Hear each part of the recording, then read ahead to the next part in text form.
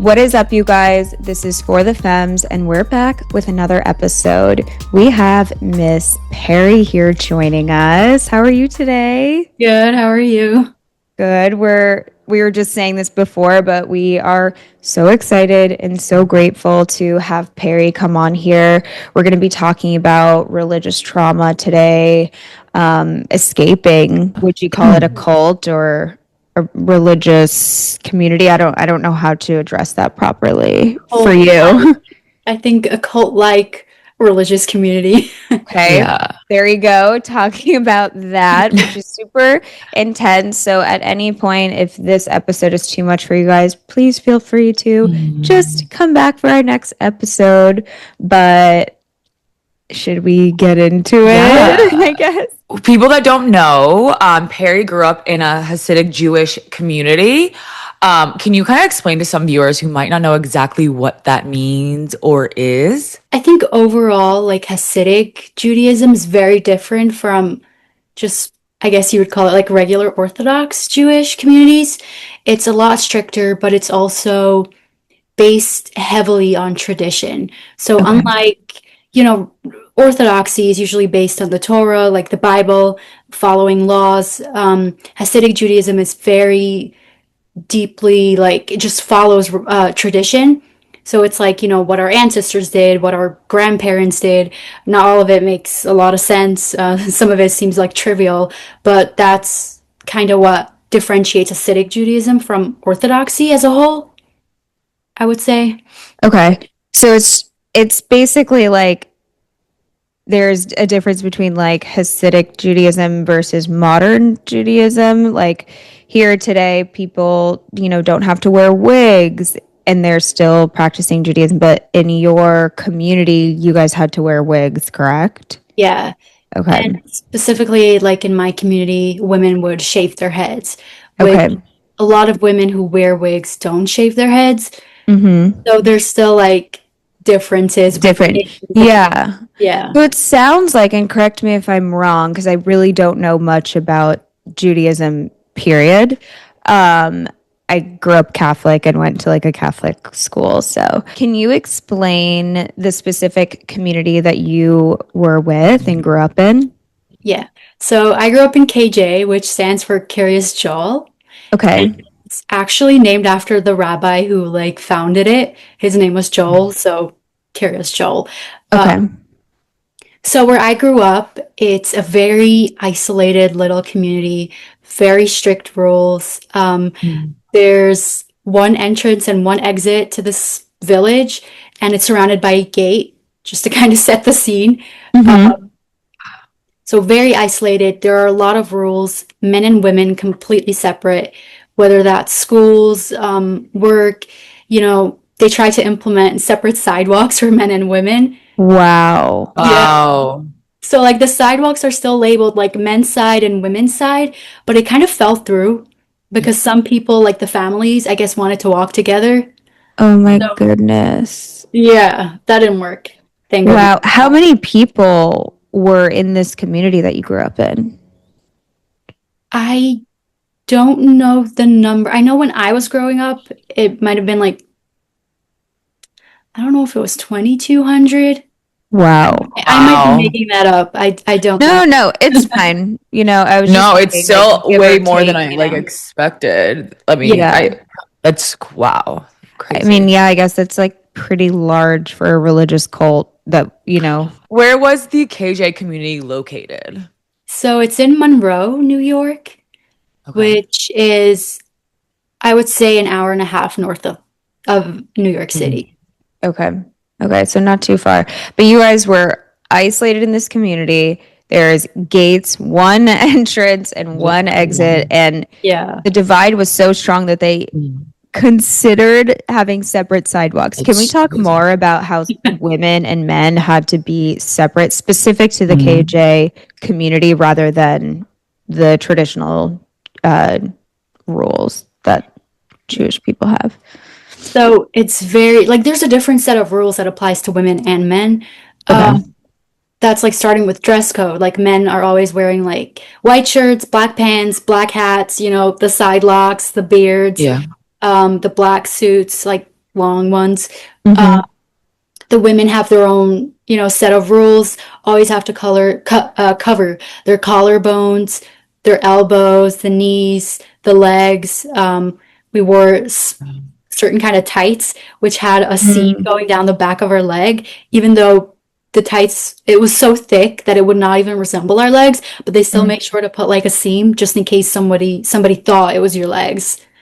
Wow. Wow. Yeah, it was intense. Wow. What was the reasoning behind covering up? Was it just modesty, or was there like, how the men, they have the curls and the specific Dress. dress kind of code that they have? Was there specific meanings for like the things that you had to wear besides just modesty? Well, they called it modesty, but they also taught us that men, like where I grew up, men are not allowed to look at women, and that if we wear something that's, slightly offensive, that a man might look at us and then that would be on us. So Wow. we had to take like proper precaution to prevent men from looking at us. Like Wow. that's how they spun the Wow. narrative. Yeah. That's heavy, And- especially like for the state of the world right now. Yeah. When it came to like the wigs and the shaving of the head, did that start as soon as a girl is born? Like all these rules are just implemented as soon as you're born? Or like at what point do you have to worry about like wearing wigs and things like that? So the wig wearing starts only when you get married, which is usually okay. around 18 over there. And then the modesty rules usually starts applying when you turn 3. That's when you start wearing tights, the skirts. Up until the age of 3, I mean, people You're Yeah. in diapers Baby clothes. anyway. Yeah, pretty Yeah. much. Wow. Okay. Wow. And then I feel like there's obviously so many different rules for men and women and girls and boys. Did you guys have the same upbringing like with school? Like what about work, chores? Like how was that with the men and boys? I mean, women and boys. Oh my God. Men Boys and girls. women. It's okay. I'm glad we can laugh a little through. I know. Yeah. It's I'm a like, heavy topic. It's kind of funny in retrospect. Yeah. Some of it. So growing up, the education's very different because the women are not allowed to study the Torah. Only the men are. This is something that's only Why? specific to KJ. I don't know. We were That's never really interesting. given any like explanation for that. Why do you think that you weren't allowed to? I think it's a power thing, control. Don't let the women know more. Don't let them be powerful. Yeah. Power. So if they can take that away, then Yeah. Yeah. You're like just so amazing that you are here know. and like powerful enough to talk about this and walk away from that. Meanwhile, they tried so hard Yeah. to make this not possible, and you just like really showed them. Yeah. I think the craziest thing is like to me and Faithlynn listening, it sounds so wild and so foreign. But for you who lived it, like this was so normal for you. And like I think that is so it's kind of hard for my mind to like wrap around that. But this was like such a normal thing for you. And I'm like, I can't even fathom it. It's so crazy. sometimes Yeah. I even gaslight myself and I'm like, did this really happen? But then I have friends who kind of went through similar experiences and they're like, Perry, it happened. Yeah. They have to So wild. That's the hard part about trauma. And then I think especially women, we're always gaslighting ourselves. It's not that bad or it's not that painful. It's fine. Yeah. But anyway, circling back, so when you turned 13, that's typically an age where you guys really are separated, the men and women, right? That's kind of like when that starts. The separation really starts kind of at the age of 3. Oh, okay. Separate Okay. schools and separate, yeah. What did you guys learn in school since everything was so heavily censored? So we had, our day was divided in half.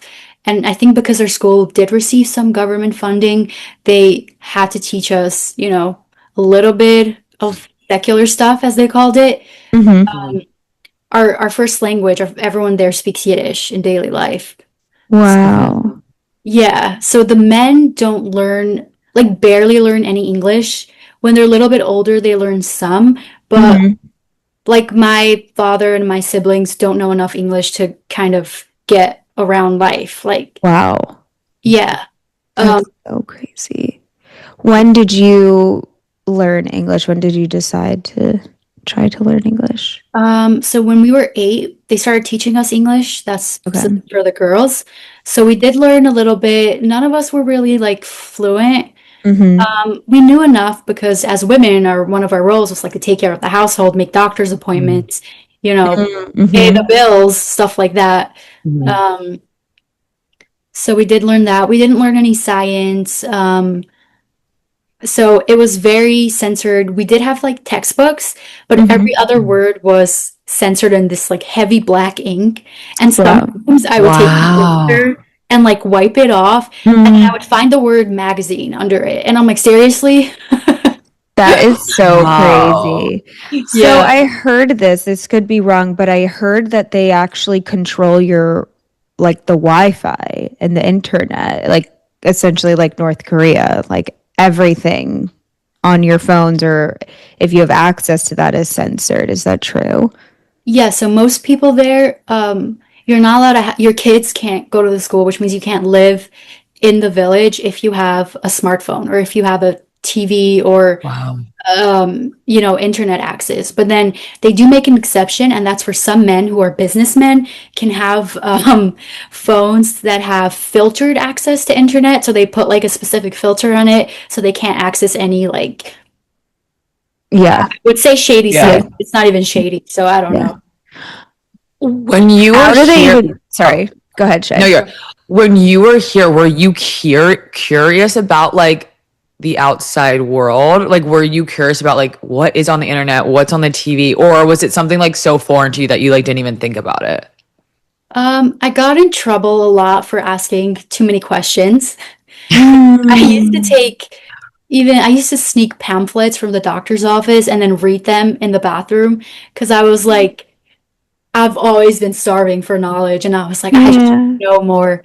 So I would read like the cereal boxes because everything we read was in Yiddish. So I would read like the ingredients and stuff like that.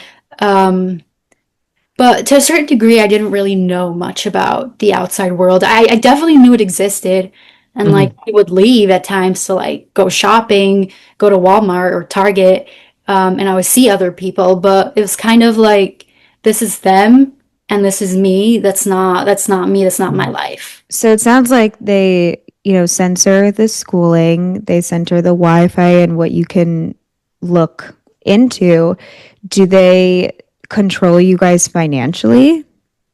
Do you have to give a lot of your money to the rabbi maybe or the head of the community? So there are no rules for that, but I think most people do donate based on how much they make. And you also do have to give, this is like something that applies to, I think, all Orthodox Jews. You do give 10% of what you make to charity, which in this case, I think a lot of them donated it to the community, stuff like that. So the men would leave and go work and they can do, whatever. What are the typical jobs that the men in your community had? A lot of them have Amazon businesses. Okay. I don't even know what that means. So it's like modern in that sense. Yeah. Interesting. Okay. So I guess they're making a lot of money then. Yeah. Yeah. A lot of I'm obsessed with Amazon. I use it. I know. And then women can't work, right? Correct me if I'm wrong. Women don't work unless usually like after you leave school, between the time like after you leave school and before you get married, a lot of girls do go to work, so they work in the offices for those men. Okay. So And does community. does that money have to go to their husband or like the father, or whoever's like the man of the household? I think they save it and it goes towards their wedding, but I'm not sure it applies to everyone. Okay. I'm not really sure in that sense. And I have a question. How often were you leaving like outside the gates? Not that often. Mhm. On a day-to-day basis, a weekly basis, we wouldn't really leave because everything you kind of need, they have in the village. They have their own fire department, they have their own kind of mini police department, their own EMT situation. They have Mhm. everything there. So it was only like special occasions, I would say. So you were Okay. really sheltered. Very sheltered, yeah. So let's get into you kind of discovering a little bit about yourself and your sexuality and like learning about yourself and figuring out how you're different from the people that you're surrounded by. Take us through that journey and how you were able to escape. So growing up, I obviously did not know that being queer was a thing. I did not know it existed at all. This is so important because you could grow up in a community like you did and still be queer. Let Mhm. that be known that however you're censoring your kids, they're their own humans Oh yeah. and they will be whoever they are intended to be. Yeah, I had a lot of funny experiences that I didn't know what they were, but looking back, I'm like, oh, okay, that I makes sense. think we all can relate to that. Mhm. Yeah, there were a lot of those happening, especially when we all went to sleepaway camp. I remember the stories and I'm like, no, it all adds up. There's a bunch of lesbians there. Yeah. Um, but yeah, when I kind of always knew I didn't like men. I just Mhm. thought something was wrong with me, something was inherently flawed. Um, and then when I got older, and once I started going to college, I had to first earn my high school equivalency because the one I got from my school, the diploma, our school's not really accredited, so it's a Mhm. worthless piece of paper. Um, so I did that, and then I started at a local community college, and I kind of started, meeting people, hearing about things, and I was like, oh God, I think I have to face this. I think I Mhm. might like girls. And then I'm like, no, I'm asexual. So I just kept saying that because Were it was, you married at that point? oh no, No. Okay, I forgot. I'm sorry. No, I'm saying I totally jumped ahead, but Oh, okay, yeah. So Perry was married. Yeah. yeah. Let's talk about that then really quick, and then we can go back to that part where you Yeah. were realizing. Okay, yeah. So at Because it what was an age did you arrangement. get married, and what was the process like in your community? So when I turned 18, it was like a few days after I turned 18, um, somebody who I guess my family knew her, reached out to me, didn't tell me she was a matchmaker because they have official matchmakers who conduct the matches. Um, Mm. it usually goes like the parents investigate or whatever they call it, Mhm. the boy or the girl, and they'll ask people for information, and then that's kind of how the match is made. Try to determine if they're if they're So, compatible that way. Mm. yeah. Yeah. Oh So my gosh. it's wild. It's wild. So, were you just sitting home one day and you get a call and you're like, "Hi, we found your husband." Like, what? How does that even Yeah. happen? So for me, by the time I think when I was 17, I they called it I started straying from the right path because I wore light pink nail polish, which was forbidden, and my tights was like a little thinner than it was supposed to be. And I did have a phone with like filtered internet access. Mm. So I wasn't living in KJ anymore. I was living in a community nearby. Okay. Um, but I was still living with people from the same sect. How did you move out? Were you allowed to move out and kind of leave, or were they like, because you're doing these things, you have to move out? No, I think I moved out first. It was actually just because I left home and I refused to go back. So after I left like KJ and I was living in the nearby community, I started, doing some things that were frowned upon. Um, and they considered it, a terrible offense. A lot of people stopped talking to me at that point just because of my nail polish and my phone. Um, but when that woman reached out to me, I think she was sent in an attempt to kind of save me from like going off the deep end or whatever Okay. in their view. Um, So she started, like, I think just brainwashing me, like love bombing me, doing weird things, buying me a bunch of stuff, not mentioning anything about men because I knew at that point I was like, I'm not getting married. This is not for me. Mm-hmm. But then she slowly started telling me, nobody's ever going to want you because of the way you are and because your family's considered, not perfect. This is very common from what I hear and throughout the community. It doesn't really matter what kind of sector you're in. Yeah. So she starts spinning that narrative and saying things like, oh, this is going to save you. And if you don't do it now, like things are going to get worse. Um, a lot of stuff like that until she said, I found this one perfect guy for you who is 26, who, he's willing to marry you. And that's like a big thing because nobody else would be willing to marry you. Um, that's kind of how it happened. Oh my God. And then what was the process after that? Like once, they found this man for you, do you guys get married right away? When do you get to meet him? Like what is that process like? So we got to meet. Usually people meet like once for 15 minutes up to an hour at usually the girls' kitchen table. Um, and there's like a white tablecloth and a pitcher of water, and that's it. But because I was already considered, bad, I got to actually go out. Um, so I remember coming home and I was like, ugh, he's gross. Sorry, but I was like, I do not like him at all. Weird. He also didn't say a single word the entire time, like at all.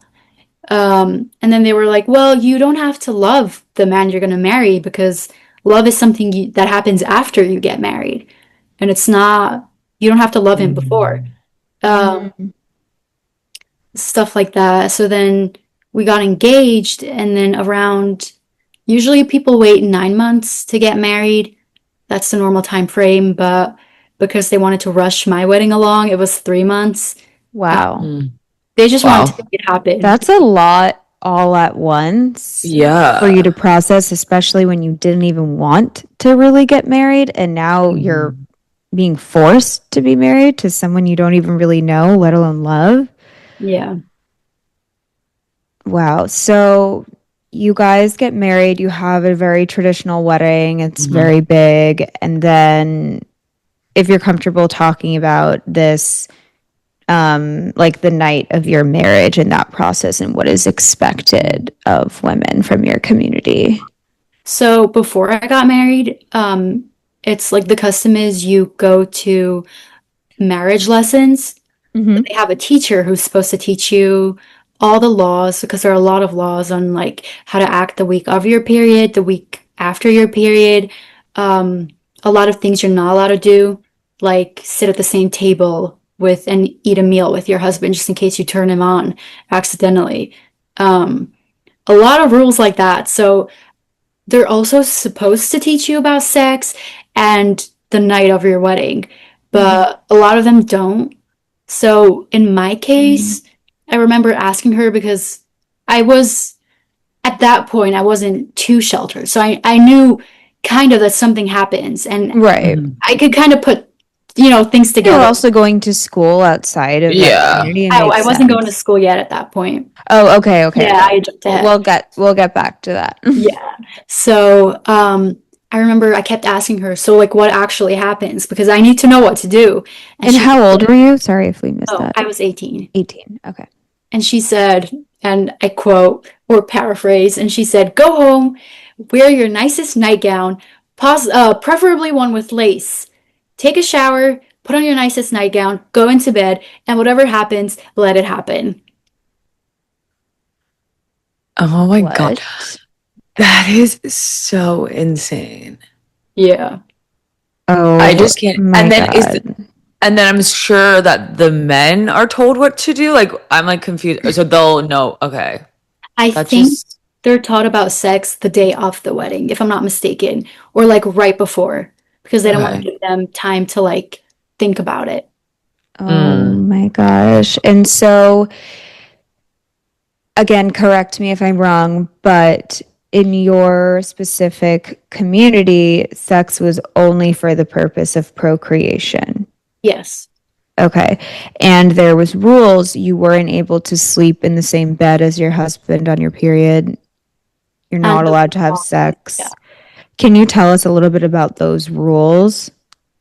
So, the whole, like, I guess the overall point of the purpose of those rules is to prevent sex from happening. So they put in place a lot of rules, like, again, you're not allowed to sit at the same table unless you put something that doesn't belong on the table to remind you guys of the state you're in. Then there's rules like you're not allowed to sit, like, if you're on the same couch, but the pillows are connected, you're not allowed to sit on the same couch. You're not allowed to touch, even if it's just, you're not allowed to hand things over between each other. You have to put it down. Wow. Always, constantly. Yeah. No, that's like for the 2 weeks out of the month. During your cycle.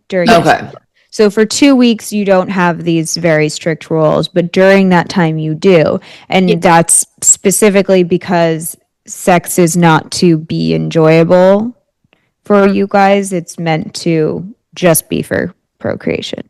Yeah. Wow. And it's considered a sin if it happens like outside of that time frame. Yeah. May I ask, and if this is something that makes you uncomfortable all the time, but how were you feeling like leading up to like after the wedding? Like knowing that something's gonna happen or should happen, like, but you don't know anything. How did you feel about it? I was freaking out. I was not eating. I was barely sleeping. I was really worried.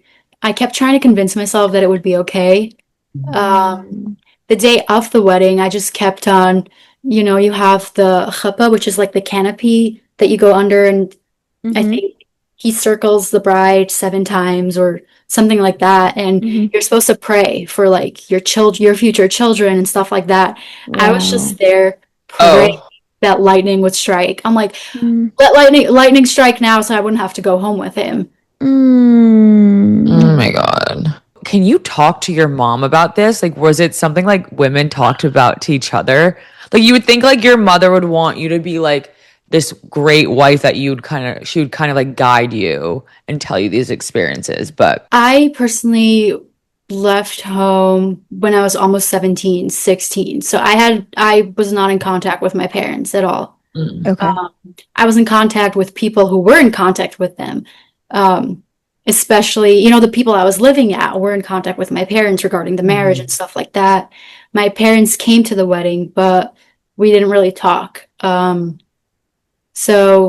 I remember my older sister, I remember when she was getting married, I remember her coming home after one of her marriage lessons, locking herself in her room and like not leaving for days. I think she might have learned a little bit more than me. And that was the moment I realized. Yeah.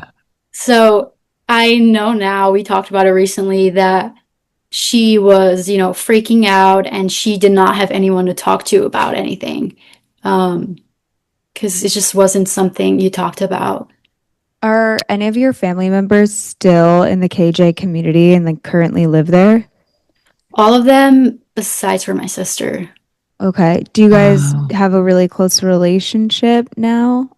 Yeah, my sister, she honestly is like my best friend. And I'm really glad you have each other.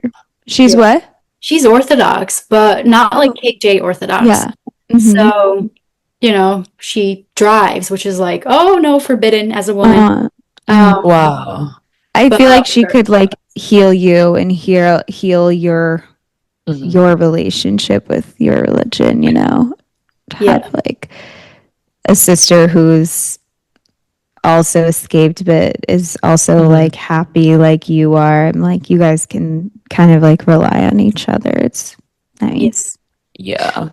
Especially because you both went through that experience. And I mean, I'm sure a lot of people have left the community, but I'm sure it's, for some people, it's really hard to find that like connection to really, because like you can tell us all you want, but we weren't there. We can you've experienced something like that. So finding someone that has been there, I'm sure helps so much.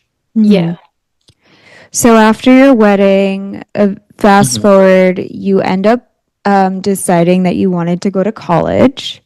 So you go to college, and then can you tell us about college and what you learned and how that kind of like inspired you to listen to what was going on inside? So I signed up for college, and my first semester I took anatomy and physiology. And oh my God, I fell in love with science. And ever since, it's like my favorite thing. I live for it. I love like learning names for my body parts because that wasn't a thing growing up. It's so interesting to like learn. I Like, wow, we know. have this vessel like that can do things What and does, create yeah. things. Like, Yeah, amazing. it's amazing. And then I was also taking some, like liberal arts kind of classes where I started hearing more about the world and like people and oh, there are queer people. And I was like, oh no. Not oh no. What did you think about that? Yeah. Like, ew, that's shunned, that's a sin, or were you just kind of accepting and open? I think I was like, that's interesting, but still kind of like, oh, that could never be me. Okay. I didn't feel any like sort of way towards like other people who were queer, but I was like, that couldn't be me. Be me, yeah. That's for me, that's disgusting. That's the kind of, yeah. And at this time, were you still married? No. So Okay. yeah, I started like leaving once only after I got divorced. So Okay. a couple of months later, that's when Can you talk about why you got divorced? Divorced, yeah. So I think looking back, both of us didn't want to be married. Okay. Which is weird. But like it started off all just wrong, and then he started giving me the silent treatment after like 2 days, and then he just wasn't talking or just being very passive aggressive. I was trying to like, follow the rules and, be a good wife and cook and clean and do his laundry and stuff like that. But it was spiraling. He started sleeping on the couch, even though we had separate beds. I was like, honestly, good riddance. Even though like you didn't want that, that's still so painful. And like lonely. Yeah, it feels like, oh, okay, we're both in this. This sucks. And now the one person who's supposed to be by my side that's terrible. I'm so sorry. Yeah, that's so hard. It sucked because I couldn't talk about it to anyone. Because again, those are things you don't talk about. Nobody talks about their marriage. It's like taboo. And I tried reaching out to some of my friends who weren't, from KJ, who were a little more out in the open, and they were like shutting it down. They did not want to hear. They were like, no. What would they say? Like, you got to make this work. Like, you can't say that. You can't say that it's not going well. Like, you can't say stuff like that. Oh my gosh. Wow. I have a question. If you get divorced in this like religion, are you like looked at as like tarnished, or like can you be remarried? Like how are you viewed after a divorce? So you can get remarried, but it is considered like kind of the opposite of getting a brownie point. Just like the brownie point. Like you have a flaw now. Something wrong. Yeah. Okay, so you get divorced and then you're in college and you're loving it, you're learning new things, you fell in love with science. And then I started realizing that I liked girls, and I was like, oh no, that is not happening. And it took a while, like another few months of me kind of just crying every night about it and being like, oh no, like I'm disgusting. What is wrong with me? Stuff like that, until I went on a dating app and I for like preference, I put in women, and I was like, oh no, I can't do this. I was like, I'm not saying for sure that I like girls. Maybe I don't really, kind of in denial. Were you afraid to date? Because like even being gay was just so foreign. You're like, wait, what? Yeah, I was afraid of that. I was afraid because I also knew nothing about dating, about, being romantic, stuff like that. Yeah. I had no idea. Yeah. I was like, you can't really Google that stuff. At this point, were you trying to build like a friend group outside of like people that were in that community? Like with college, did you try to find, some people that aren't Hasidic Jews or anything like that? Yeah. So at that point, I already started building a friend group. Most of it consisted of people who grew up in Orthodox communities and left. Nobody from KJ, but there's just other Orthodox communities. So What about other people in like the gay community? Were you trying to surround yourself around them or like trying to meet just like to see the vibes? I don't know. So at first, like when I finally did admit to myself that I like girls, I was like, well, I may like girls, but I'll never be like those queer people. I was like, I'm just not going to associate myself with them.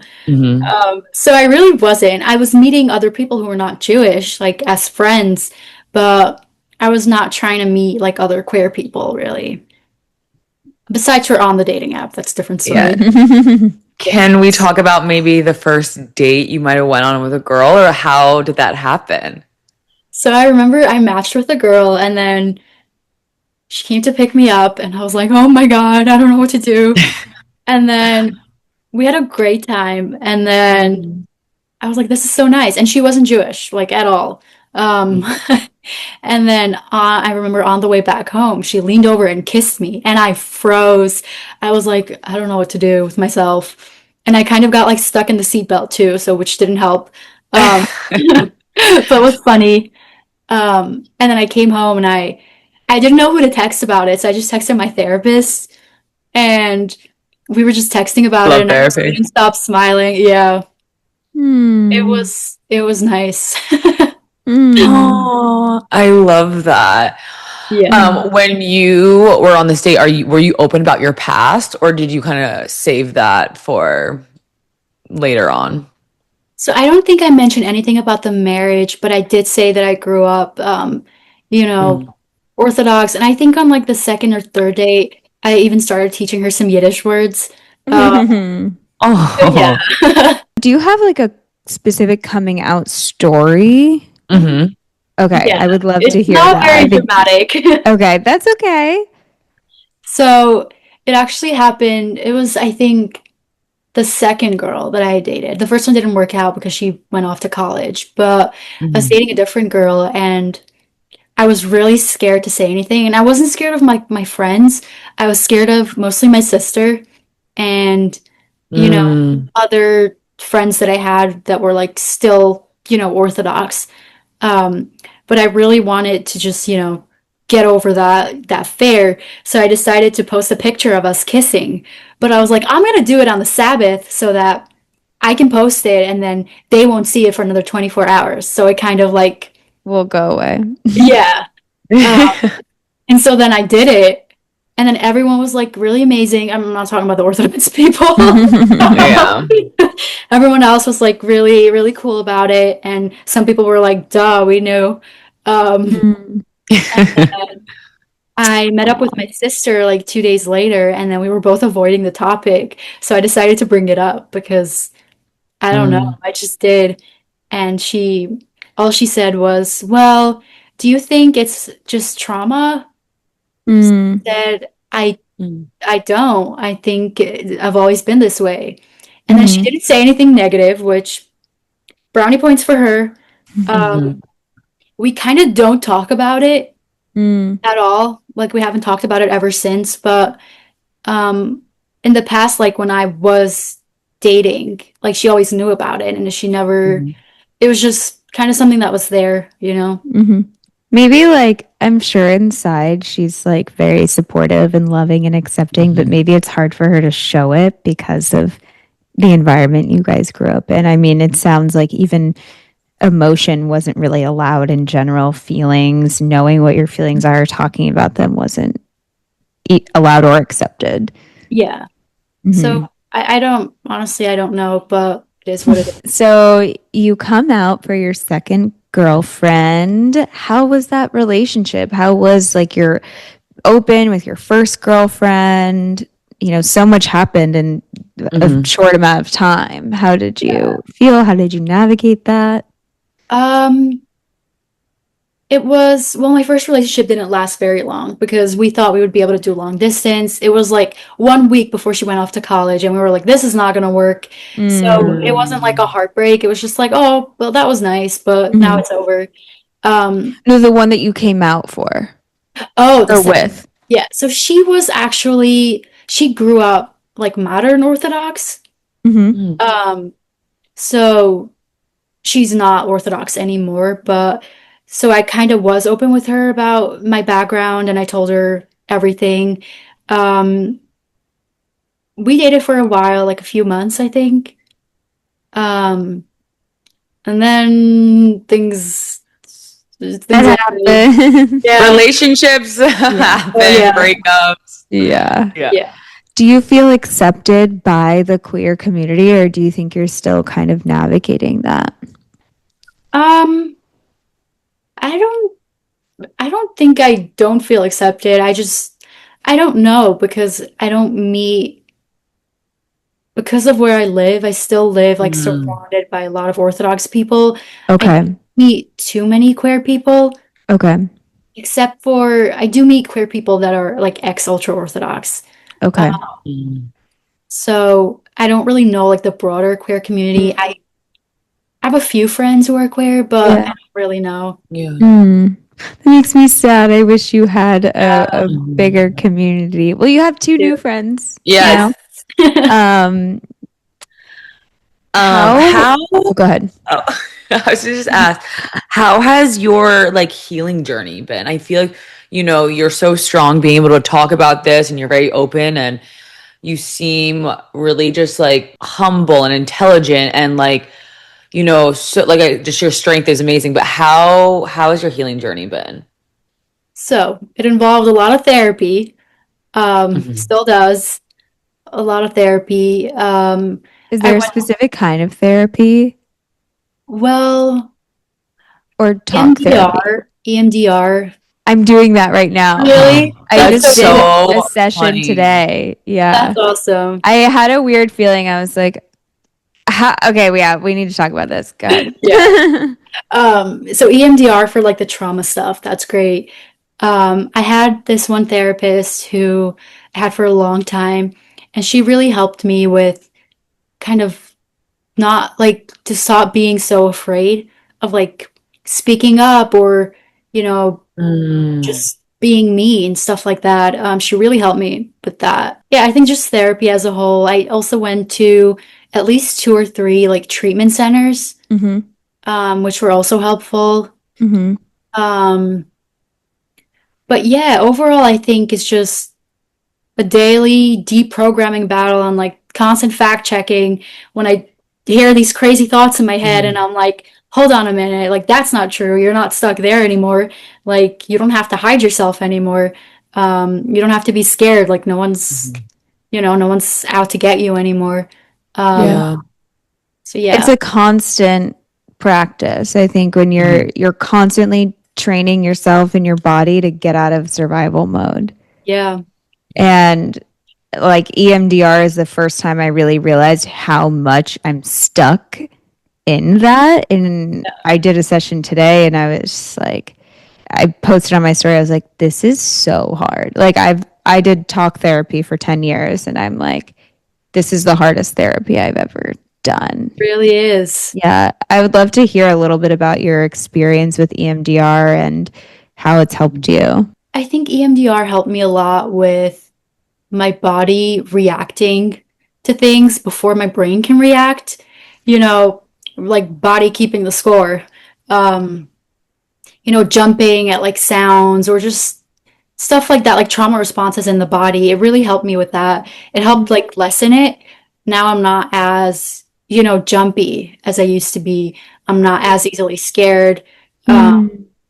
It helped me with like things like nightmares, flashbacks, how to regulate myself.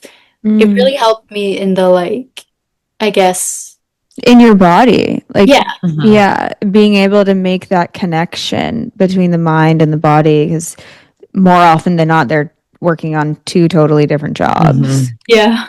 Yeah. Wow. I feel like you explained that so well. My EMDR therapist also talks a lot about The Body Keeps Score, and I'm actually rereading that book right now. It's so good. It's intense though to read. I think when you're going through it, you're like, oh, I do this. Am I going to get better? Like, oh my God. Yeah. So between therapy and the support, you have been on this healing journey. What is next for you? I feel like you need to like write a book. I know. I have started writing a draft. Amazing. Yes, I really do want to publish a book. I love writing, so that would be so fun. I mean, not fun. I mean, it's going to be amazing. Your story, I mean, I wish we had more, like we probably could do a 4-hour episode. Like, I'm like, it's so interesting. Yeah. Yeah, so I'm hoping that's next. I'm also applying to schools now. I really want to do, I got my associates in science, but I want to do surgical tech. Congratulations. Oh, that's amazing. It's amazing. So it's either going to be surgical tech or diagnostic cardiovascular sonography. Wow. How did you pick that one? Well, I love the OR. I love, oh my gosh, like for fun, I could just watch operation surgeries online. Love it. I love the human body, fascinated by it, love science, and I'd love to also be able to help people, but not necessarily work like in like bedside like nursing. I don't think that's for me. So I'd love to just do something where I get to help people, but not, But you can like separate yourself. Yeah. You don't have to be. I feel like that makes so much sense too, based off your upbringing and how like you weren't really giving that kind of nurturing love and care. So you're like, I'm just going to like work and I'm going to be good at this and I'm going to help people. And that could be for someone else. Yeah, that's not me. Yeah. I get it. Well, that's super exciting. I can't wait to read your book because I know you're going to write one. I cannot wait. Amazing. Can you explain the specific reasons why you would compare KJ to a cult and just the similarities, like by definition? So I actually went and looked up the definition of a cult because it is a group that controls or manipulates its members in harmful ways, even if it appears religious, spiritual, or focused on self-improvement. But then there are also a bunch of characteristics. Big one is isolation, which applies to KJ. Now, a cult usually tries to isolate its members so they're not aware of a life outside, so they don't want a life outside. KJ makes sure not to prepare you for the outside world, whether that's not having a diploma, not having a credit score. So when you leave, you can't like rent an apartment because you can't get out. You have to rely on them for everything. Yeah. They want to keep you stuck. It's, the lack of education, the lack of real world experience. So there's also, which is very common in cults, the us versus them mentality, which is like, we're doing the right thing. We're the only ones doing the right thing. And even other Jews who are Orthodox Jews, who are not Hasidic Jews or are not our type of Jews, they're not doing the right thing. And that's them. This is us. So there's that. There's also the fear, which everything we did was like out of fear. It's like, you have to do this or else this, and this bad thing would happen to you. If you don't do this right, you will get punished by God, even though maybe that's not something that God himself said, or maybe if it's just, what the rabbi actually said. Which brings me to the point, the rabbi, who's like the leader, goes unquestioned, unchallenged. Whatever he says is like, sacred. People go to him and ask him, should I get a new job? or like, which job should I get? And he'll tell you, and then they go and do that. Yeah. So it's like, this is the unquestioned, godlike leader himself. So, then there's manipulation, which is obviously very much a part of it. But I find it really fascinating that those few characteristics that make up a cult also apply to KJ. I mean, I would probably say there's even more, possibly. Yeah. Oh, yeah, for sure. It sounds like a cult. It looks like a cult. It is a cult. I mean, I think we could call a spade here. Was there any physical abuse that members experienced?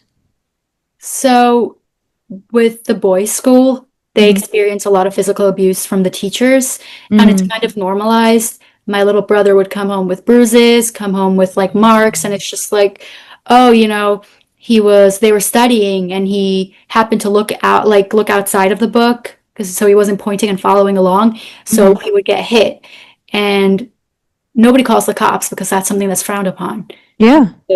You don't call the cops. So. And were your parents like, this is just how it is? This is what they do? Wow. Yeah. I mean, that must have been really hard for you because you had this fire in you, like you were like, some would say the black sheep, even though I feel like it sounds negative, but like you were the one who were like, no, like you were like, I'm going to break this generational trauma and we are not bringing this into my life. Oh yeah. You ever choose to have children, their life. Yeah. It's crazy stuff. Wow. Such a strong, amazing story that like where you came from and just how like you just seem so much happier and like just know who you are, which I think, it's not easy to do with anyone to figure out who you are and have that power to leave. So how were you able to leave like financially if you were sheltered and in a marriage and typically the man handles, the money and brings in the money? How were you able to escape? So when I left my parents' home, I started working.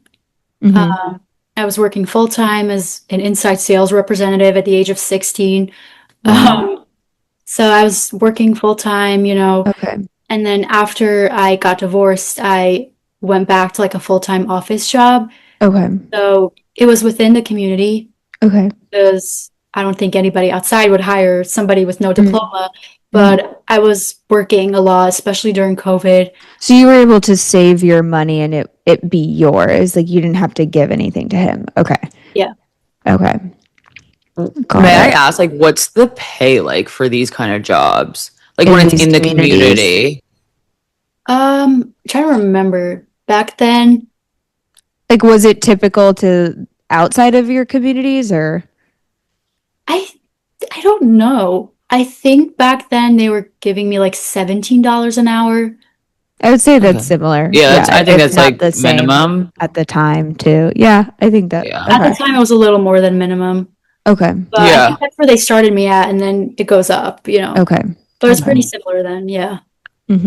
Wow. There's just so much, and I'm sure there's so much we missed, but I just want to ask you one more time if there's anything else that you want to share that you want people to know about you, or like any advice maybe you'd give to somebody who was in a similar position like, what would you tell them? I think just to listen to, what they know deep down. Because I feel like we know the truth, and we just avoid it because it's so much harder to face the truth sometimes. But deep down, I always knew that I wanted to leave, and I always knew this life wasn't working for me.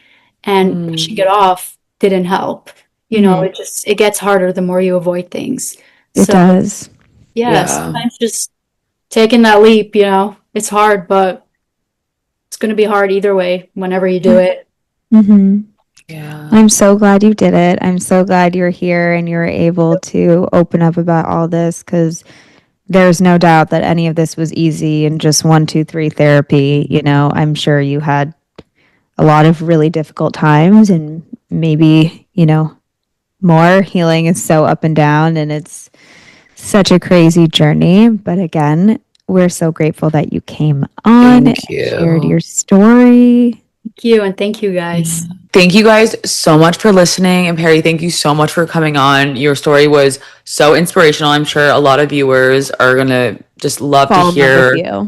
Literally fall in love with you. Love to hear about the story. Can relate somehow. So thank you again. And we will see you next week, guys. Bye. Bye.